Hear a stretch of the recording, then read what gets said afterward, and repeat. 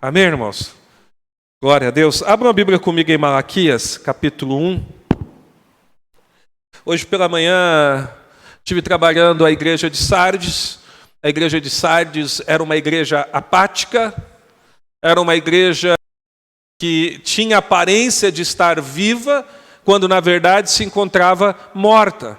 Hoje à noite eu quero trabalhar um pouco sobre o culto a Deus e a adoração, porque assim como está a nossa vida, é a forma que nós oferecemos o nosso culto ao Senhor. O livro do profeta Malaquias é considerado o último, ele é considerado o último profeta antes do tempo de silêncio, aqueles 400 anos que a gente chama 400 anos de silêncio. Depois que o povo havia retornado do cativeiro, os muros haviam sido reconstruídos. Oi? Achei que tinha falado comigo. A bonança tinha ficado para trás. Então ele foi um profeta, irmãos, num tempo onde a prática religiosa, o culto, os rituais continuavam. Porém, esses rituais, esse culto, essa prática, era uma prática sem verdade, sem intensidade. Pela manhã nós falamos da nossa vida, da vida cristã, da vida espiritual sem intensidade, apática. E nessa noite nós vamos falar sobre oferecer um culto apático ao Senhor. A época do profeta Malaquias era uma época tão crítica, porque os sacerdotes estavam corrompidos. Havia retenção dos dízimos. E não só isso, havia casamentos mistos do povo de Israel com nações pagãs. Me parece que a gente está vivendo um tempo semelhante nos nossos dias. Tem acontecido casamentos mistos de pessoas cristãs com não cristãos.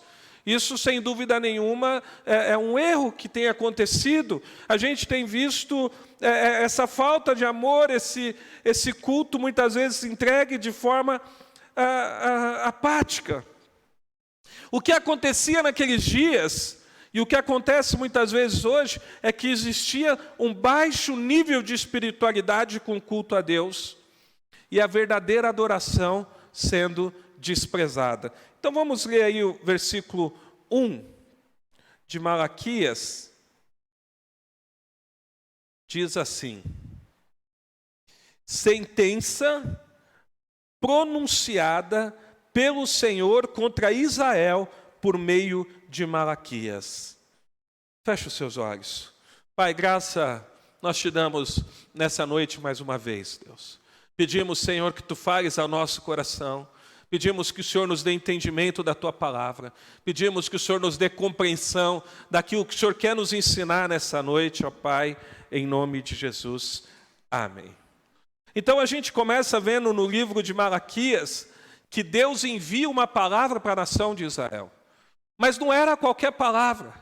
A palavra que Deus envia é uma sentença, é uma palavra contra o povo de Israel. O que a gente vai ver no capítulo 1 é que Deus está enviando uma repreensão da parte dele para com o povo escolhido que era a nação de Israel. Deus está corrigindo, Deus está trazendo uma sentença, Deus está chamando a atenção. E a gente sempre precisa lembrar que a repreensão ou a correção da parte de Deus sempre tem um fim último, que é produzir arrependimento, que é produzir mudança de atitude, que é para produzir contrição ao nosso coração. Quando Deus manda uma palavra para a nação de Israel, era para que aquela nação se arrependesse. Quando Deus envia uma palavra para nós, uma sentença, uma repreensão, é o Senhor nos conduzindo para que a gente se arrependa daquilo que nós estamos fazendo. E eu sempre gosto de pensar e lembrar também que o pai, ele corrige o filho que ele ama.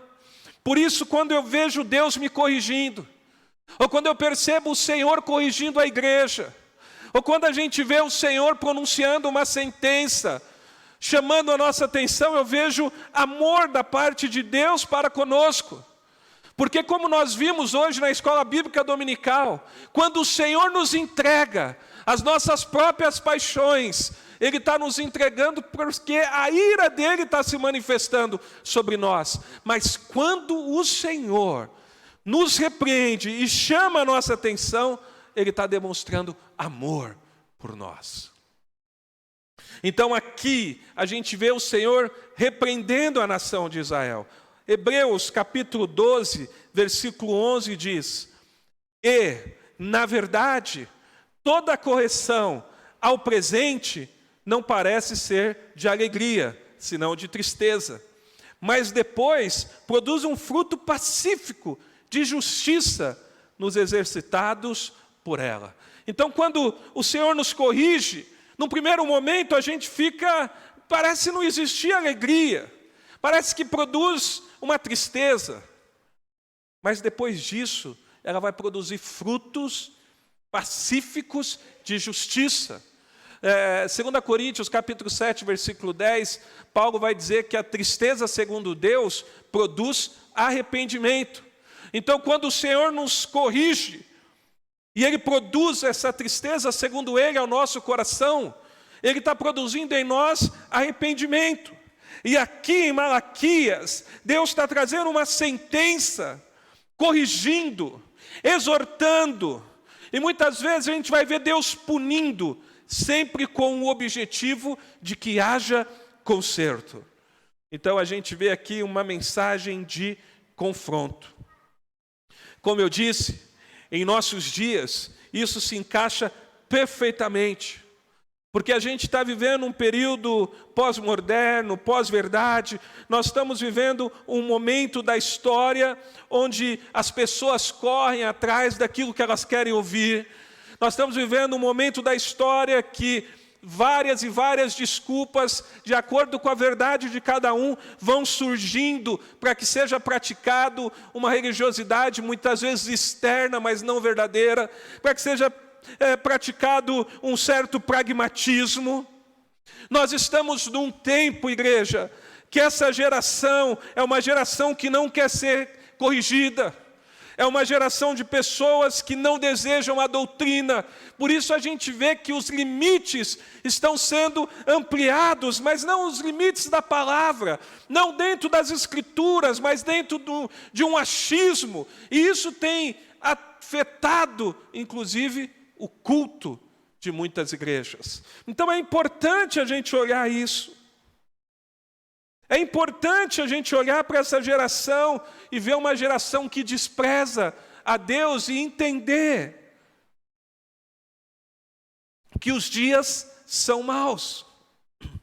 Então o Senhor está mandando uma mensagem de desprezo, porque é uma mensagem pelo desprezo que estava havendo em relação ao culto a Deus. É uma mensagem de confronto pela negligência do povo de Israel em adorar. É uma mensagem de confronto pela retenção dos dízimos, pela falta de fidelidade do povo nas suas contribuições, mas também por casamentos mistos. E eu vou trabalhar muito essa questão do casamento no 3º capítulo de Malaquias, mas a gente vê que o Senhor ali está falando que o povo de Israel havia quebrado a aliança. E sabe qual que era um grande problema daqueles dias? É que o povo de Israel não estava apenas desprezando o culto, o povo de Israel não estava apenas desprezando a Deus, a adoração a Deus e praticando obras que não deveriam praticar. A gente ainda vê o problema dos sacerdotes, que eu vou trabalhar mais profundamente no capítulo 2 de Malaquias. A gente vê o problema dos sacerdotes que não chamavam o povo para arrependimento. Mas ao contrário disso, não apenas não chamava, como, de certa maneira, aceitava o comportamento errado daquele povo. Assim como tem acontecido nos nossos dias, onde a liderança muitas vezes aceita as distorções caladas. Então o versículo 2 diz assim: o Senhor diz: eu sempre os amei. Mas vocês perguntam: como é que nos amastes? E o Senhor responde: Esaú era irmão de Jacó, mas eu amei a Jacó e desprezei Esaú. Fiz dos montes de Edom uma desolação e dei a sua herança aos chacais do deserto. Se Edom disser, fomos destruídos, mas vamos reconstruir o que está em ruínas, o Senhor dos Exércitos responderá, eles podem até reconstruir, mas eu vou derrubar outra vez. E a terra deles se chamará terra de maldade. E povo contra o Senhor está irado para sempre. Vocês verão isso com os seus olhos e dirão, o Senhor é grande, também fora das fronteiras de Israel. Então, o Senhor manda uma mensagem dizendo, olha, eu sempre amei vocês. É como se Deus estivesse apresentando o conceito do seu amor. É como se Deus estivesse falando, olha, eu sempre amei, sempre cuidei, sempre sustentei vocês. E a gente vai ver isso ao longo da história de Israel.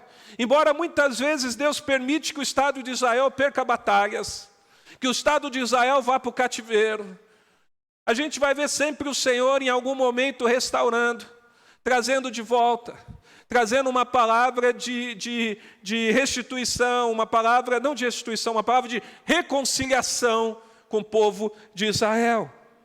Então Deus fala, olha, eu sempre te amei. Imagina o Senhor falar isso. Olha, eu sempre te amei. Eu sempre zelei pela tua vida. E fui fiel. E vocês não mereceram a fidelidade, mas eu amei. E é assim que Deus fala com Israel. Olha, eu sempre vos amei. E esse amor de Deus, ele é um amor zeloso para conosco. É um amor que glorifica Ele. É um amor que exalta quem Ele é. Um pai de amor, alguém que traçou um plano de reconciliação com o povo perdido. É alguém que traçou um plano de salvação para nós, que não somos capazes de nos salvar. Então é um amor para a glória dele. Mas quando ele diz para Israel, olha, eu sempre vos amei, Israel diz, como é que nos amastes?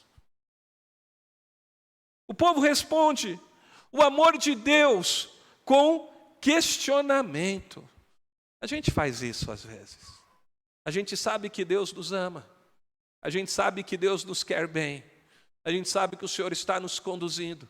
Mas quando acontece algo contrário, quando algo foge um pouco daquilo que seria o ideal para nós, muitas vezes a gente é tentado questionar esse amor.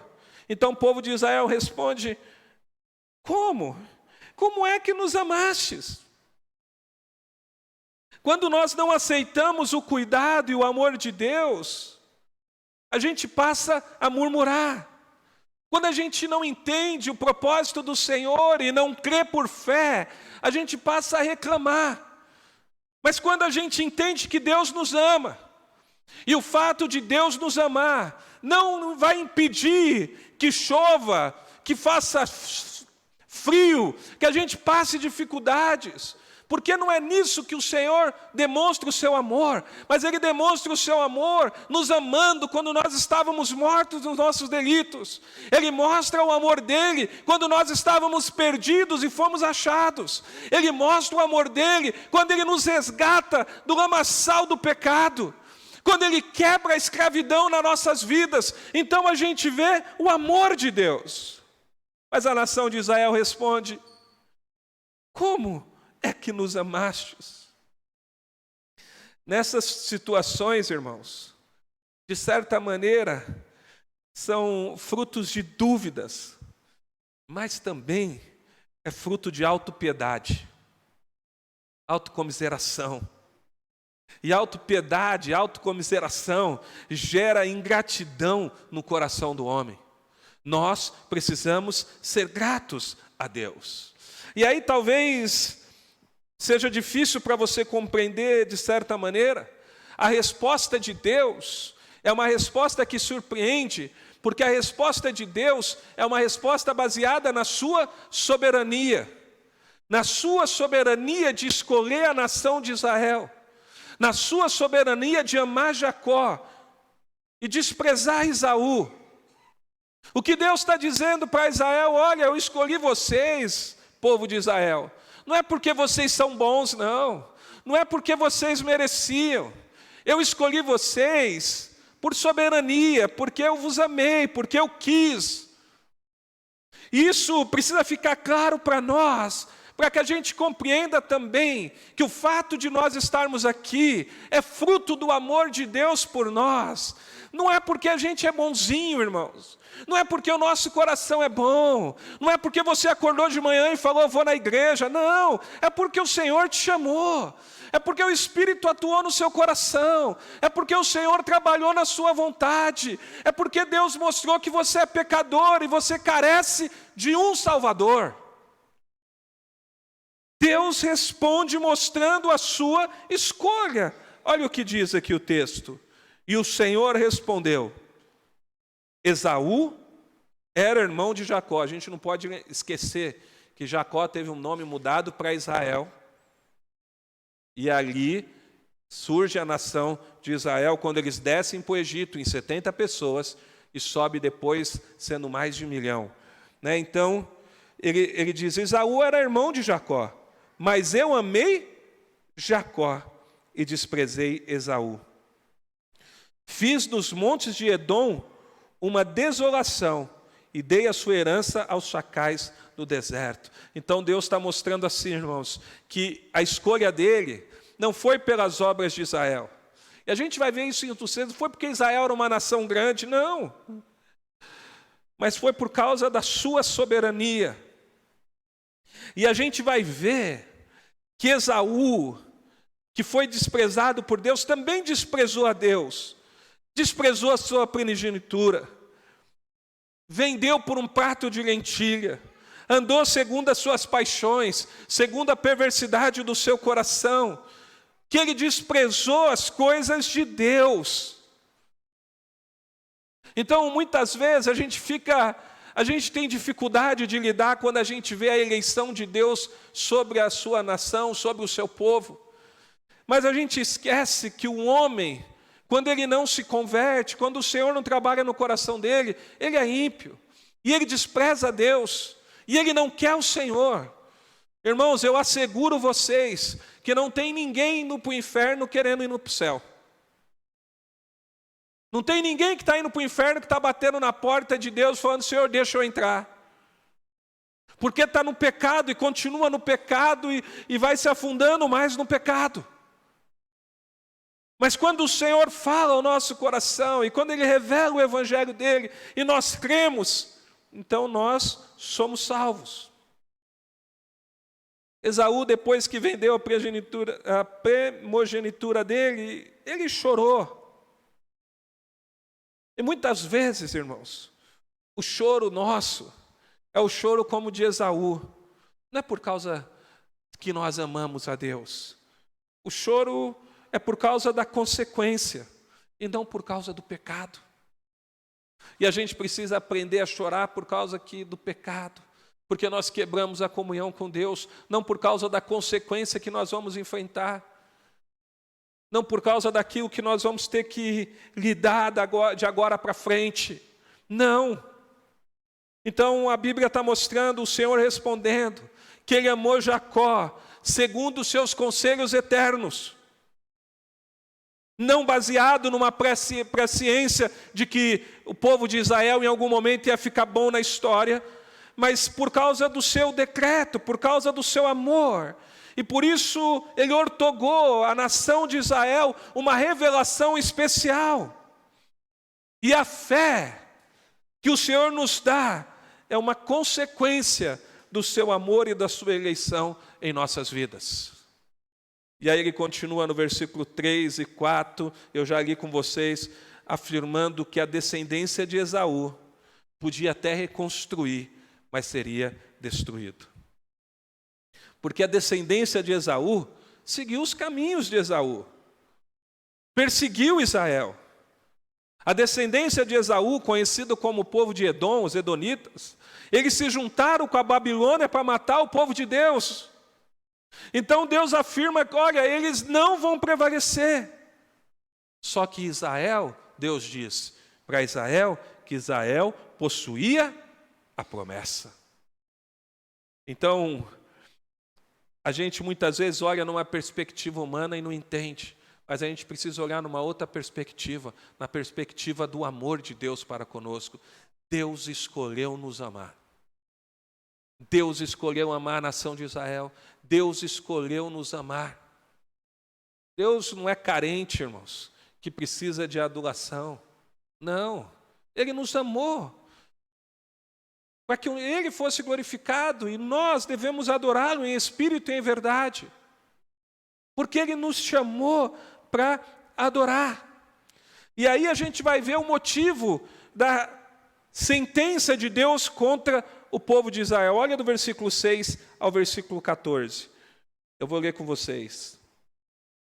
Deus vai dizer assim: o filho honra o pai, e o servo respeita o seu senhor. Se eu sou pai, onde está a minha honra? E se eu sou senhor, onde está o respeito para comigo? Eu, o Senhor dos exércitos, pergunto isso a vocês, sacerdotes que desprezam o meu nome. Mas vocês perguntam: como desprezamos o teu nome? Vocês oferecem pão impuro sobre o meu altar. E ainda pergunta: em que te havemos profanado? Nisso de pensarem que a mesa do Senhor pode ser desprezada. Quando vocês oferecem um sacrifício, um animal cego, será que isso não está errado? E quando trazem um animal coxo ou doente, será que isso não está errado? Ora, experimentem oferecer um animal desses ao seu governador. Será que ele se agradará de vocês ou será favorável a vocês? Diz o Senhor dos exércitos. Então Deus fala: olha, o filho não honra o pai, o servo não respeita e não honra o seu senhor. Ele fala: eu sou pai, aonde está a minha honra? E quando a gente pensa em honra, a gente precisa entender que nós devemos a Deus toda a honra. Deus está cobrando a honra da parte de Israel, mas a nós também cabe o dever de nós honrarmos o Senhor. Cabe o dever de nós exaltarmos a Ele. Deus está falando que Ele não está sendo honrado como um filho deve honrar o pai. E é engraçado, irmãos, com todo respeito, se você for na presença de uma autoridade, você não vai ficar sentado, você vai se levantar diante dele para cumprimentar. Claro, a não ser que você não esteja bem, a não ser que você esteja doente, a não ser que você tenha uma dificuldade para levantar, fora isso você vai mostrar respeito. Quando eu estava saindo da diretoria da Convenção Batista do Estado de São Paulo, no último dia entrou a nova diretoria, nós fomos convidados a almoçar com o governador lá em São Paulo, no Palácio dos Bandeirantes ali. E tinha todo um ritual ali, tinha toda uma história. Mas no momento de cada um se dirigir ao governador, a gente tinha que ficar de pé por sinal de respeito e se apresentar. Sou o pastor fulano de tal, estou aqui, a gente foi lá, oramos por ele, não foi nenhum tipo de politicagem que nós batistas, a gente faz separação da igreja do Estado, mas a gente tem que honrar as autoridades, e nós fomos convidados para estar ali, e fomos ali, cumprimos o nosso papel de cristão, e honramos ali a maneira que precisava ser honrado. E às vezes a gente honra uma autoridade, honra um juiz, honra um policial, mas chega na igreja, na hora de cultuar o Senhor, a gente faz pouco caso, a gente não honra, a gente não canta, a gente canta de qualquer maneira, a gente cultua de qualquer forma. O que Deus está falando para o povo de Israel é que eles estavam oferecendo um culto manco a Ele. O que eles estavam oferecendo não era o verdadeiro culto. E isso deve chamar a nossa atenção, porque assim como eu falei da apatia espiritual pela manhã na nossa vida, a gente precisa entender que o nosso culto não pode ser apático, não pode ser de qualquer maneira. Nós precisamos ter em mente que quando o culto inicia, nós estamos diante não de um governador de um estado de São Paulo, nós não estamos diante de um presidente da república, mas nós estamos diante de um Deus todo-poderoso. E que se nós honramos uma autoridade, quanto mais nós devemos honrá-lo ao nosso culto a Ele. E é importante entender que essa honra, essa adoração, esse culto que nós prestamos, não é segundo aquilo que a gente acha que é certo, não é segundo aquilo que nós pensamos que devemos, não, é segundo aquilo que as Escrituras ensinam. Porque quando eu vou dar presente para alguém, eu não dou aquilo que a pessoa não gosta. A não ser que a gente não saiba. César me ligou lá em casa um dia, pastor, você gosta de abacate? Eu falei, não, eu já sabia que ele ia trazer. Eu não gosto de abacate. Se ele me levar abacate, eu não vou comer. E às vezes, a gente quer fazer isso com Deus. A gente quer oferecer a Deus. Viu, César, eu gostei de você ter ligado. Mostrou carinho. Não é isso que eu só vou usar como exemplo. Às vezes a gente quer oferecer a Deus aquilo que Deus não está pedindo, aquilo que não está ensinado nas Escrituras, aquilo que a Bíblia não precentua como parte do culto a Ele. Então Deus está falando para o povo de Israel, olha, vocês não estão me honrando, eu não estou sendo honrado. Deus está dizendo, olha, mesmo quando vocês cumprem os rituais de vocês têm trazido animal cego, animal coxo. Vocês estão apenas cumprindo rituais, mas não há amor. Agora preste atenção, igreja, quando não há amor, o que existe é adulação e não honra. Quando eu não amo alguém e fico ali adulando, eu estou, na verdade, não estou honrando, eu estou adulando. Não é isso que Deus quer. Deus quer que façamos com amor, com entrega, com verdade. Deus quer que nós o adoremos com tudo que nós somos, conforme Ele nos ensina nas Escrituras. Então a resposta dos líderes é igual à do povo. O povo diz, como é que vocês têm nos amado? E a liderança também, de alguma maneira, pergunta para o Senhor, de alguma maneira não, pergunta direto, como desprezamos o teu nome? Como é, Senhor, que nós desprezamos o seu nome? E o Senhor diz, quando vocês desprezam o culto, quando vocês desprezam a mesa do Senhor. Então a resposta dos líderes é igual à do povo. Quando a liderança relaxa, todo o povo é afetado, irmãos. É por isso que muitos procuram mestres que vão falar aquilo que eles querem ouvir. Pois quando a liderança é corrompida, tudo é aceito. Mas não é isso que a Bíblia nos ensina. Deus vai nos mostrar Deus vai mostrar o desprezo pelo culto, o desprezo pela adoração a Ele. Porque cultuar a Deus de qualquer maneira é apenas uma formalidade, é apenas um ato religioso, onde a lei não é observada, onde a palavra de Deus não é observada, onde a doutrina das Escrituras não são observadas, onde o Evangelho não é pregado. Isso, de certa maneira, mostra a corrupção. O povo desprezava.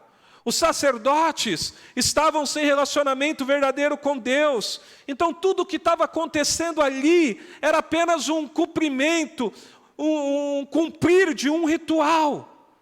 Em outras palavras, o culto de Israel era um culto que estava distorcido. E aí a gente vai ver Deus então condenando a oferta deles. Olha o versículo 7 e 8 novamente. Vocês oferecem pão impuro sobre o meu altar, e ainda pergunta, e que te havemos profanado? Nisso de pensarem que a mesa do Senhor pode ser desprezada, quando vocês oferecem em sacrifício um animal cego, será que isso não está errado? E quando trazem um animal coxo ou doente, será que isso não está errado? Ora, experimentem oferecer um animal desses ao seu governador. Será que ele se agradará de vocês, ou será favorável a vocês? Diz o Senhor dos Exércitos. Uma oferta, a oferta que estava sendo levada diante de Deus, refletia a vida do povo. O culto que nós oferecemos ao Senhor reflete a vida espiritual que nós temos. Se nós temos uma vida apática, como a gente falou de manhã aqui hoje, nós vamos oferecer um culto qualquer. Se a gente estiver na presença de Deus, contristado, temente ao Senhor, então nós não vamos oferecer qualquer coisa. Nunca se esqueça disso, irmãos. A oferta revela o ofertante. A oferta que o povo de Israel estava levando diante de Deus revelava quem eles eram, o ofertante. O povo honrava mais o homem do que a Deus. E aí Deus diz que não vai ouvir o clamor. Olha o versículo 9. E agora, sacerdotes, supliquem o favor de Deus para que nos conceda a sua graça. Mas com tais ofertas nas mãos, será que ele será favorável a vocês? Diz o Senhor dos Exércitos. Quem dera houvesse entre vocês alguém que fechasse as portas do templo, para que não se acendesse em vão o fogo do meu altar. Eu não tenho prazer em vocês, diz o Senhor dos Exércitos, nem aceitarei as suas ofertas. Mas desde o nascente do sol até o poente, é grande o meu nome entre as nações. Entre todos os lugares lhe é queimado incenso, são trazidas ofertas puras, porque é grande o meu nome entre as nações. Mas vocês estão profanando o meu nome. E quando pensam que a mesa do Senhor é impura e a comida que é oferecida, sobre ela pode ser desprezada. E vocês dizem ainda, que canseira. E torcem o nariz para isso, o Senhor dos Exércitos, e oferecem animais roubados, coxos ou doentes. Vocês acham que eu vou aceitar isso? Diz o Senhor. Então o povo estava honrando mais o homem do que a Deus. Então Deus está dizendo, olha, eu não vou ouvir o clamor de vocês, se vocês não consertar a sua vida de adoração, se você não consertar o seu culto ao Senhor. Igreja, Deus repudia a adoração e o culto que eles estavam fazendo, porque estavam fazendo de qualquer maneira. Às vezes a gente acha que porque é para o Senhor a gente pode fazer de qualquer forma. Não, porque é para o Senhor é que a gente tem que fazer o melhor. Quem nunca viu alguém pegar o microfone e falar, eu vou cantar um hino aqui, irmãos, mas é para Jesus, não repara não. Não, se a gente vem aqui cantar um hino, tem que ensaiar, para cantar bonito, para louvar e engrandecer o nome do nosso Deus. Se a gente vai cultuar, o culto dura 1h20, 1h30. Nessa 1h20, 1h30, toda a nossa concentração, tudo o que nós somos, tudo aquilo que nós temos, nós vamos empenhar em nossa adoração, em nosso culto ao Senhor. Porque a gente está aqui para louvar e engrandecer a Deus. Porque nós estamos aqui para entronizar Ele, para proclamar o Evangelho, para cantar o Evangelho, para adorar e para ouvir o Senhor falar conosco. E Deus fala, olha, como seria bom se tivesse alguém que fechasse as portas. Deus prefere as portas fechadas a um culto que não o honre. Embora Deus é poderoso, o povo desprezava e muitas vezes despreza nos nossos dias. Não é muito diferente, né, irmãos? Onde Deus não é adorado como Ele ensina, em espírito e em verdade, há desprezo ao culto a Ele.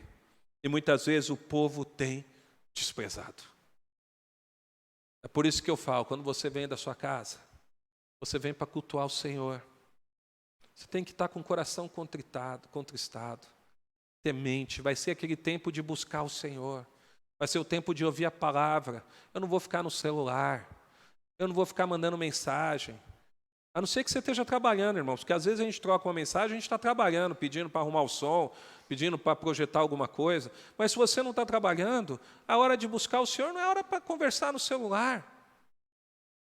Antigamente a gente não tinha essa preocupação, mas hoje, irmãos, as pessoas vêm para a igreja e ficam no Facebook, fica no Instagram, fica no WhatsApp.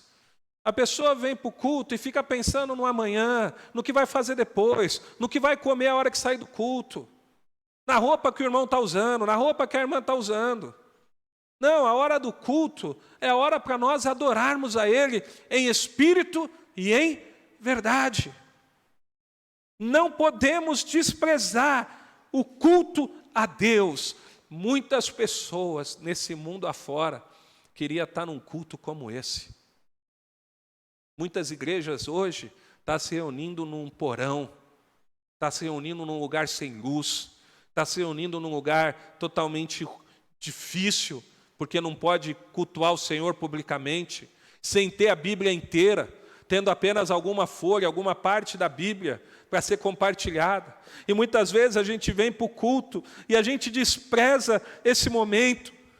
E mais do que isso, o Senhor diz assim, e ainda vocês,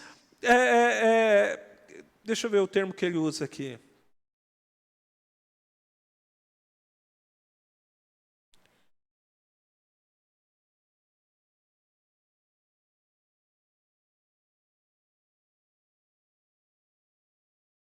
Versículo 12, né? Mas vocês estão profanando o meu nome, quando pensam que a mesa do Senhor é impura, e que a comida que é oferecida sobre ela pode ser desprezada.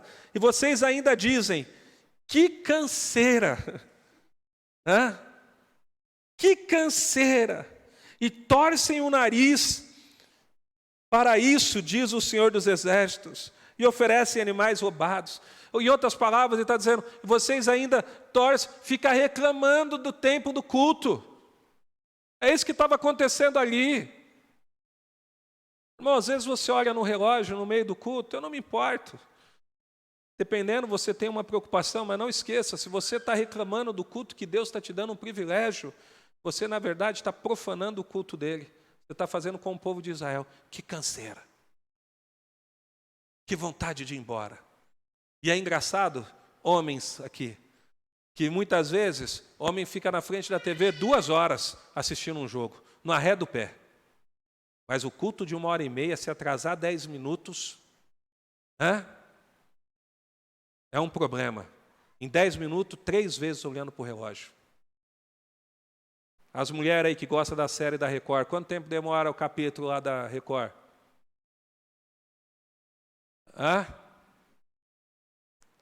Fica lá na TV, assistindo a série. Não, só não assistam achando que aquilo é sagrado, pelo amor de Deus, tem vários erros doutrinários ali.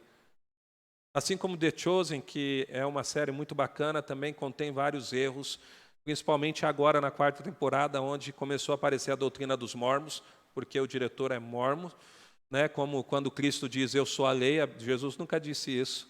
Né? A gente vai vendo essas distorções, a gente assiste, pode assistir, mas a gente tem que ser cuidadoso. Mas muitas vezes a gente gasta muito tempo em um monte de coisa, mas quando se trata das coisas do Senhor, do culto a Deus, a gente fica pensando, que canseira. Vai no shopping e fica 4 horas lá dentro. E o shopping é feito para isso, irmãos. Vocês já perceberam a estrutura do shopping? Não tem janela. É feito para você entrar lá e esquecer do tempo mesmo. É um ritual. Ele é feito para ser assim. Para você entrar e esquecer do tempo que você está ali. Por isso que não tem janelas. Por isso que quando tem é fumê. Para você não perceber o tempo que você está ali. E às vezes você fica 4, 5 horas no shopping. Mas quando vem na igreja, 1h30, você fala, que canseira. O povo de Israel estava dizendo, que canseira. Versículo 14 e 15. Maldito seja o enganador, que tendo um animal sadio no seu rebanho, promete e oferece ao Senhor um defeituoso, porque eu sou grande rei, diz o Senhor dos Exércitos, e o meu nome é terrível entre as nações.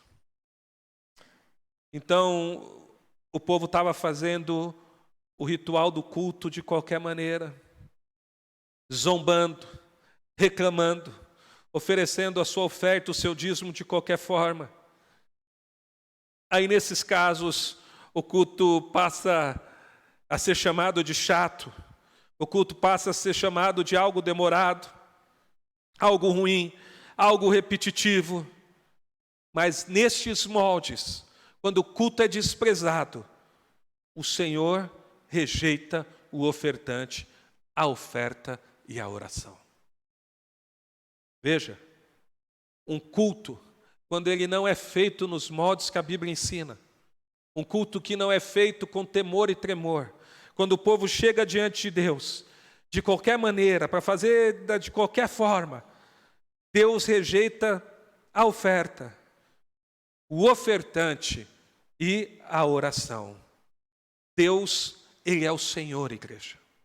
E Ele deve ser honrado e adorado pelas nossas vidas, com reverência, com honra.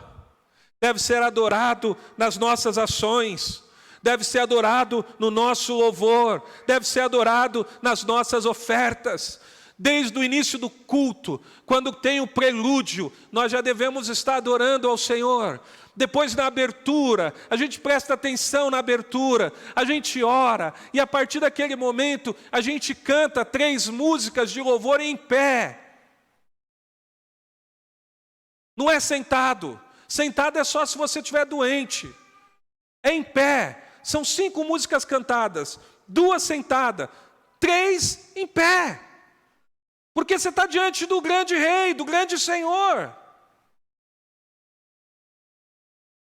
Diante daquele que merece toda a nossa adoração. Agora, se estiver doente, é diferente. Não está podendo ficar de pé. Está com o corpo ruim.